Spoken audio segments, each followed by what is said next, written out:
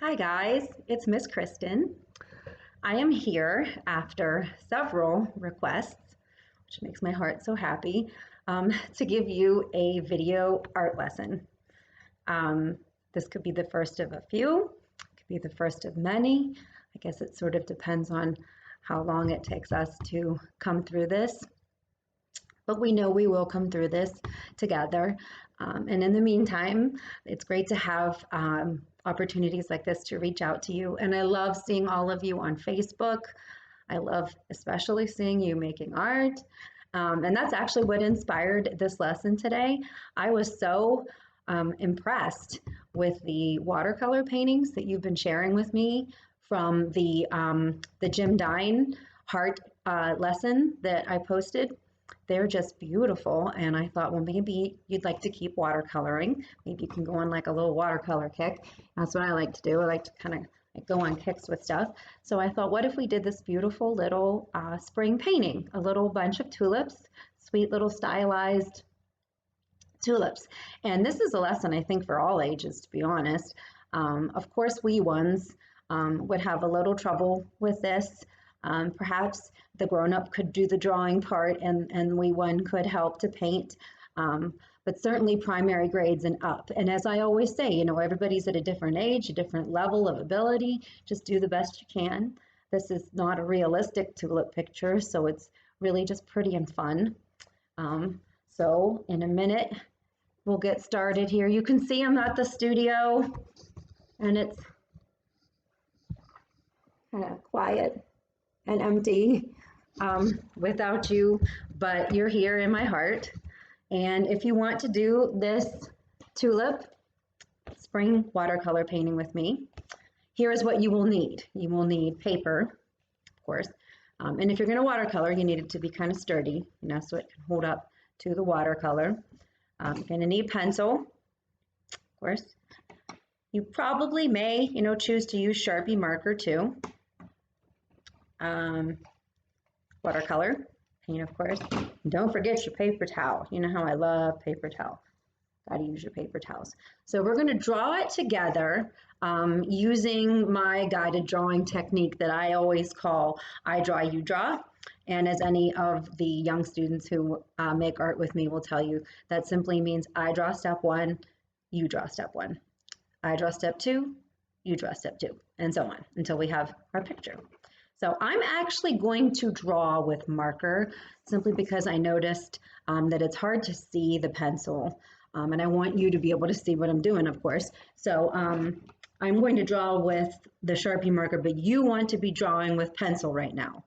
And remember what I always say, draw it light until you draw it right. I know that's what you all said.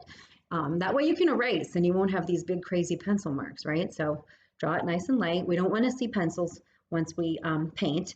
So I'm going to draw with the marker here.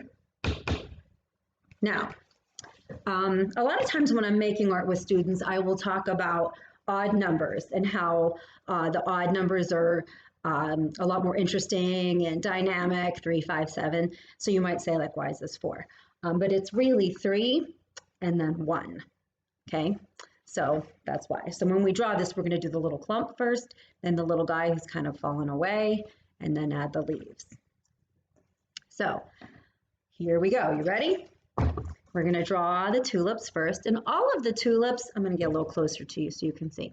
All of the tulips begin with the same step. It's kind of a U, like a long, skinny U. You want to go in the upper half of your picture because we want these tulips to take up the whole page, right? So think of a U, maybe even as big as the palm of your hand. You guys, depending on how old you are, your hand might be as big as mine or bigger. So like, you know, a nice U. And I'm going to go sort of in the middle. So I'm doing that first one in the bunch. Okay, so you have a nice long U. And then you're just going to kind of curve in that tulip petal. And then like a couple other little tulip petal tops. Okay, looks good. All right, now we're going to do the little shorter one that's like in the foreground, that's like closest to us. So we're going to do another U. And don't worry if you get little bumps and stuff like that. I mean, it's a tulip. It's not supposed to be perfect.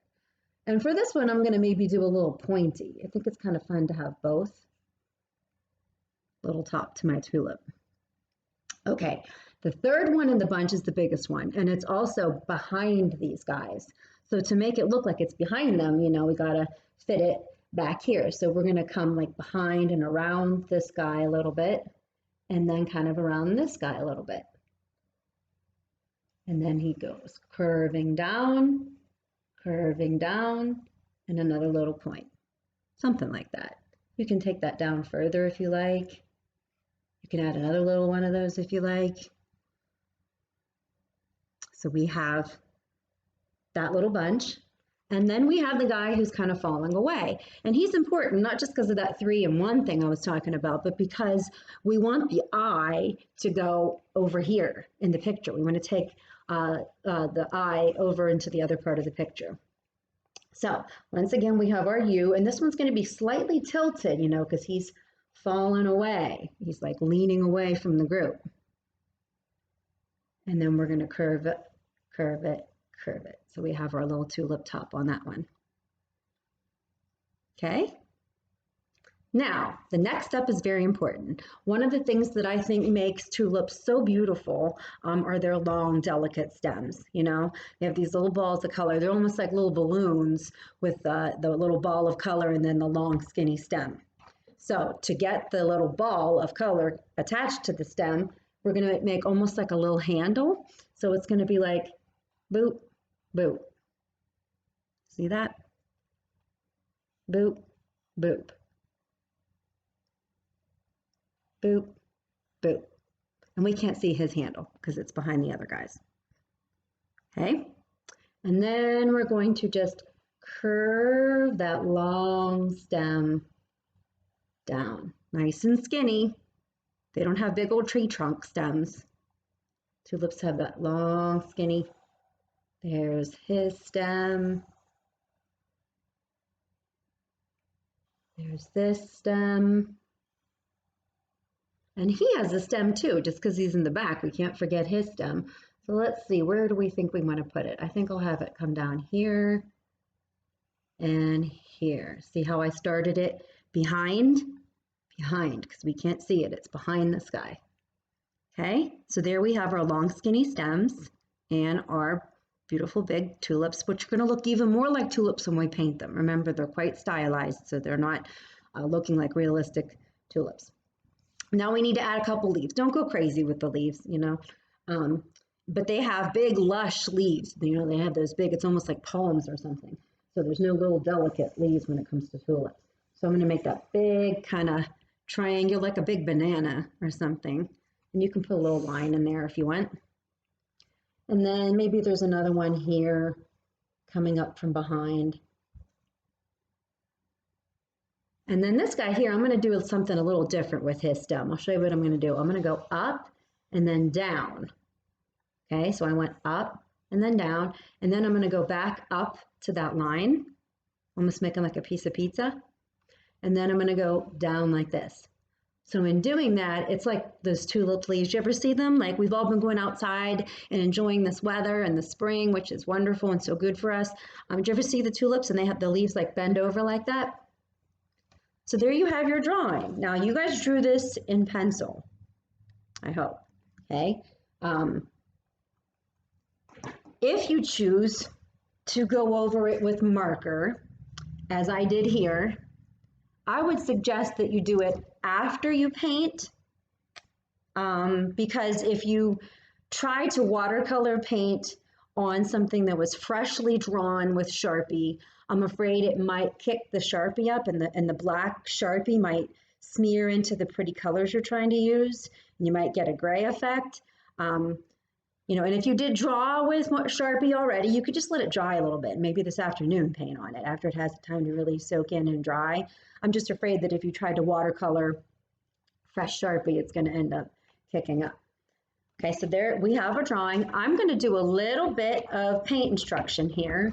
I already, I have one started. I have to put this drawing board down. Those of you who have been to my studio know that the tables are quite bumpy with dried up paint and stuff like that. I'm going to see if you can see here if I tilt it. Yeah, let me get this crazy cord out of the way. There we go. And then you can see where I started to paint this guy.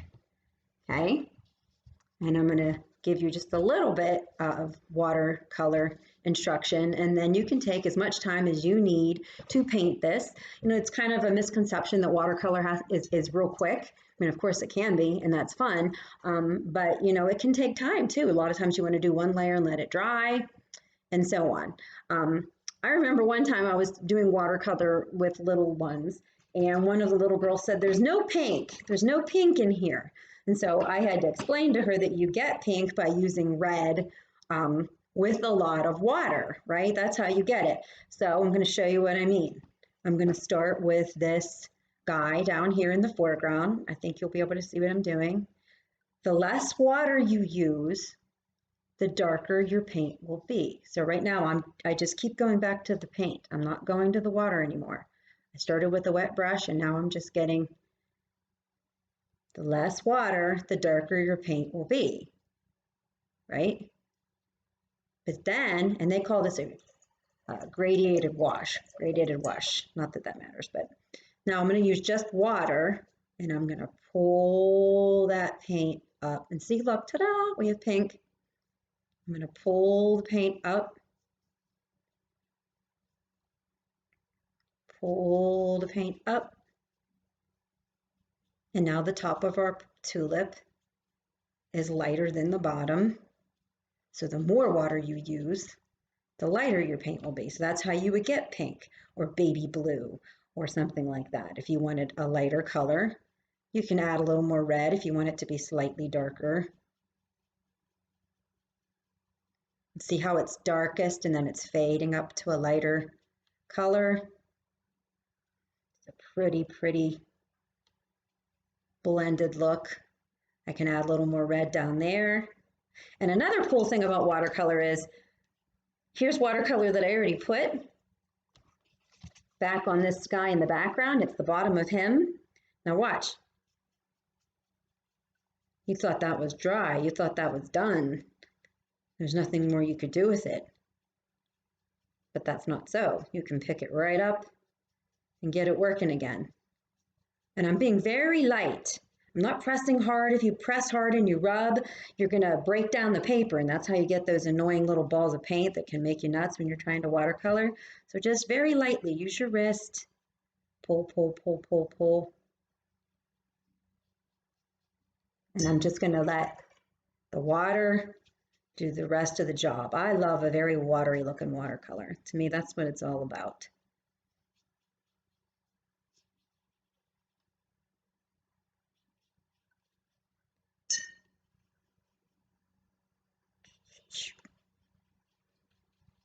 You can add a little more red anytime you want to. It can help to accent the little folds and things that are going on. Of course, your tulip might not be red. You might be using purple or yellow. Who doesn't love a yellow tulip? And don't worry if it bleeds outside your pencil lines. Like, who cares? Especially if you're going to go over it with marker, because then you can just make new lines. But who cares if it goes over the pencil lines? No big deal. Okay, now for the stems, again, remember, the less water you use, I got a little bit of water, and then I'm just rolling it around and around and around to really coat my brush with that green paint. And because there's not a lot of water, it's more paint than water, it's going to be nice and dark. And here, look, I didn't get any more water still. That paint is still wet enough. I'm going to paint that stem for the guy in the back. And then you can notice that my leaves have this pretty like kiwi kind of light green that you don't find on here. And it's not just white, it's not just lots of water with my green, it's the fact that I blended yellow and green. So I am going to take a little bit of green paint and I'm going to swirl it right into my yellow. And it's okay if you get it all dirty, because you can just clean it with a watery brush when you're done. But I'm going to swirl up and get, can you see that like fun kiwi looking like green that I made? So that's going to be my base coat. That's the thing about watercolor. Once you go dark, it's kind of hard to go back to light. There are a couple tricks. A lot of them involve catching it when it's still good and wet, because usually once you go dark with watercolor, it's hard to go to light. So that's why if there's anything on your painting you want to be light, often want to do that first, because you can always layer on top and make it dark. So there's that lovely, it's like kiwi green.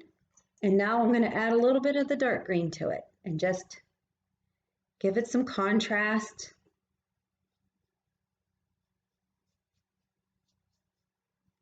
Little flicks. Okay. Now I'm going to paint my background, just a little bit of it. Again, the more water you use, the lighter your color will be. So there's this pretty light blue. If I want it to be even lighter, I'm just going to get a whole bunch of water in this right away. And don't be afraid of like patchiness. The sky is patchy. So many things are patchy. Let it be part of the beauty of the watercolor. And when I say patchy, I mean like as I'm blending, you're going to see this darker spot. Who cares? There's always darker spots in the sky and in so many things. You don't have to get right up against the other objects, especially not right away when the paint's all wet. So you get the idea. That's very light, very streaky and blendy, just like the sky is. Here's one little trick. Say you start off and it gets a little darker than you wanted it to, although certain parts being extra dark I think are quite pretty. But if you have, and it's a little bit dark, and you're like, oh shoot, I didn't really want it to be that dark. Catch it while it's wet, and you get some paper towel, and you hurry up and you blot it. You can sometimes take some of that color away and make it a little lighter for yourself. I'm going to go ahead and let that be dark because I think that's pretty. So you take your time, be patient. Watercolor dries fast. You can layer after you let it dry a little. These guys were dry when I began doing this with you just now. Look how pretty it is if I layer a little orange on there now. Because that's dry, this orange is laying on top a little more than it would if that watercolor was watery and wet.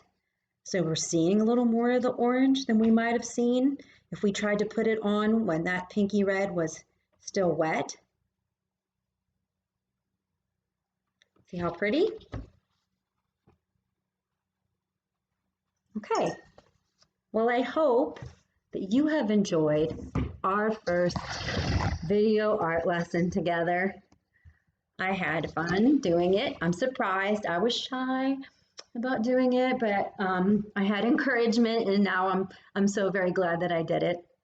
And I just hope that you have a great day and that you stay safe and healthy. Take care. See you next time. Bye.